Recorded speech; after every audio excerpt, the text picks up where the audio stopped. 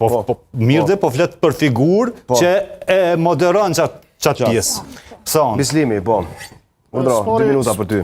Spari, unë e kam propozuar qysh herët që po të ishte ky vend normal, në këtë kohë kur zoti Ramush Haradinaj ka dhënë dorëheqje nga kandidati për kryetar të Aleancës për Armërinë e Kosovës, unë po e them me sinqeritetin më të madhen që do ta meritonte vërtet me një fjalë postin e presidentit, dhe jo vetëm se do ta meritonte, por do të ishte përfaqësimi më i duhur i mundshëm i Kosovës në arenën ndërkombëtare. Sidomos në këto momente kur Kosova është izoluar totalisht dhe vetmja lidhje me Amerikën e Kosovës është zoti Ramush Haradinaj.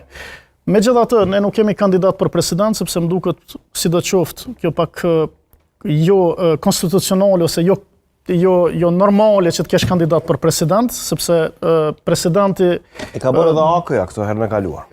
E kam thënë, unë nuk do të kisha pajtuar edhe me edhe atëherë. S'kam qenë pjesa AK-s në atë kohë, kështu që nuk po kthejem te e kaluara.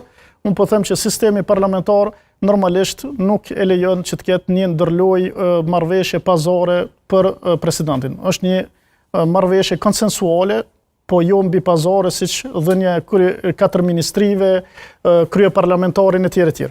Dhe po kthehem te ajo, sepse ne si kjo as kemi faj as hak kërkujt për çështjen e zgjedhjeve kësaj radhe.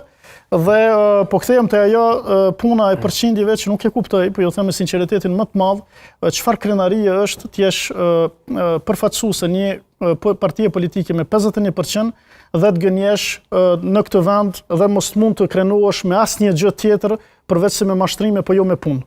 Kjo pak më çudit, sepse unë mund të isha në cilën do parti politike, nuk e kam pas asnjë problem dhe kam qenë më favorit të isha ofër Albin Kurtit dhe prej shumë kohësh se Arbresha Kryezi, sepse njihemi moti, i kam ndihmuar për thënë drejtën, jo si antar, po në kohë tjera, kur besoj që ke qenë ti në AK, se e di që ke qenë si zëdhënë se diçka, po më duket ke qenë edhe mirë bile, pa i më bet tjetër. Mirë po, qëllimi nuk është krenaria se sa përqind i ke, po krenaria është se sa pun ke bërë dhe cilat pozicione i ke në një histori të caktuar zhvillimore të vendit tënd. Kaloi koha, shkuam tutje, zona Kryesiu u përmend disa herë, do ta rumbullakojmë nga 1 minutë ama jo më shumë se 1 minutë për të shkuar më tutje në